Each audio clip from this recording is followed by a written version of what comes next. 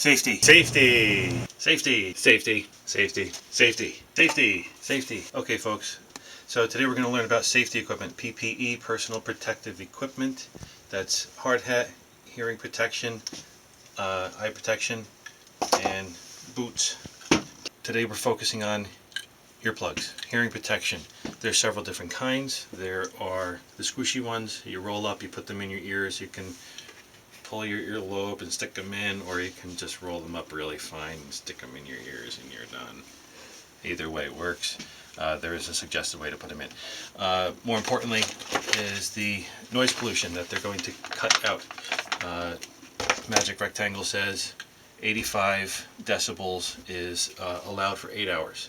8 hours of noise pollution during a day is acceptable. That's being able to have a conversation with minimal noise at proper speaking level. If I have to raise my voice, the noise is too high. You have to have hearing protection. So each package is usually marked. This one is 32 decibels. It cuts out 32 decibels of noise. The higher the decibel number on the package, the better off protection you're going to have. This one here is also marked 32 decibels. This one here is from Rifle Range. This is 29. It'll still give you the right amount of protection. I went ahead and took it a step further, had my own made. These are specifically for me. Went to an audiologist and had these specifically made for me. Just easy in, easy out. These block out about 27, 29 decibels. Next you can go with the helmet mounted earmuffs. These block out about 30 decibels. Again, each one they're usually marked. Look at the package to see what's going to be best for you. Next we're going to talk about eye protection. Again, you're only given one set of eyes, so protect them. Whether you're using a circular saw, a grinder, anything that's going to shoot sparks or any particulates, use safety glasses. Obviously these are tinted for when you're standing out in the sun. If you're working inside, there's no need to have tinted lenses. Go with the clear. Gives you the same level of protection. The packages are usually marked with the manufacturer specifications to let you know that they are safety tempered glasses. There are specific ones. There's OSHA is shying away from just the regular side shields. They want you to have over glasses if you wear regular reading glasses. So keep that in mind as well. Several different styles. Whatever the contractor supplies, they will both give you the same level of protection. Any questions on that? Good. I'll answer them after the presentation. Next we're moving on to gloves, hand protection. Again, you're only given one set of hands. If you lose one, you might be able to do your job, but probably not too well. Winter gloves. They have they're fur lined, safety green. These are your regular jersey gloves. Offer zero protection. They're just cotton. So yeah, they're just, if you're not doing too much, if you're operating a piece of an instrument, surveyors, this is good for them. Otherwise, carpenters, not going to do to protect your hands too much, except for the cold. Again, winter gloves. They are lined leather. You probably find these used with the ironworkers. Same thing with the heavy-duty leather gloves. Probably the ironworkers if you're handling heavy, bulky pieces of equipment. Some of the carpenters, they use these as well for setting form work. The more common ones, Hilti puts out a brand. I don't like them. There is zero cut protection on them. Again, these are just to look cool and to flash Hilti's name. You'll see the same thing from Home Depot. Same thing, there's zero protection here. It's just going to protect your hands from the cold or the elements. Once they get wet, your hands are going to prune up, and these gloves fall apart real easy. They're just cotton. You want to go with a cut level resistant glove. I got these from something called Uline. These are plastic coated, and these also have a cut resistance level of, I think the packet says 2. Nice and flexible, dexterity is great. You'll see these often in the field for concrete guys, because you don't want to get concrete on your hands because it burns. Yeah, the cut resistant gloves is definitely your better way to go. We're handling heavy formwork, sharp edges, nails, to puncture resistant. Normally the crotch usually blows out here, but you throw them away, get a new pair. Hand protection. Alright, so moving on to attire, how to properly dress for work.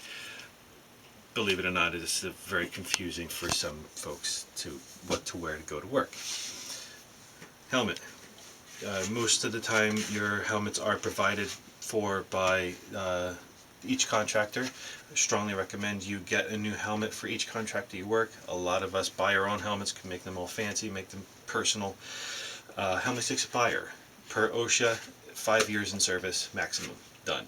There is a date of manufacture on every helmet. It's noted by a wheel. This one here was manufactured in 08, September of 08. This one here, manufactured in November of 2016. So this one I can still keep in service. This one I have to take out of service. More than 5 years. Even though there's no cracks, dents, dings, or anything in it,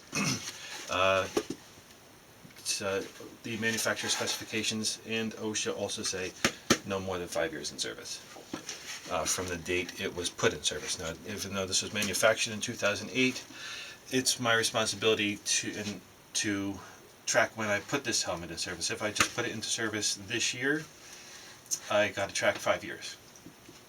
But if this helmet was put in service when it was shortly after it was manufactured in 2008, 5 years after that, it's done. Take it out of service, throw it away. Sorry, unfortunately, you'll lose all your stickers and stuff. You'll get more. Deal with it. Drama. Next is safety vest. Everybody is given a safety vest. Most of the time now, contractors are accepting safety green shirts to be worn on site, especially in the hot weather.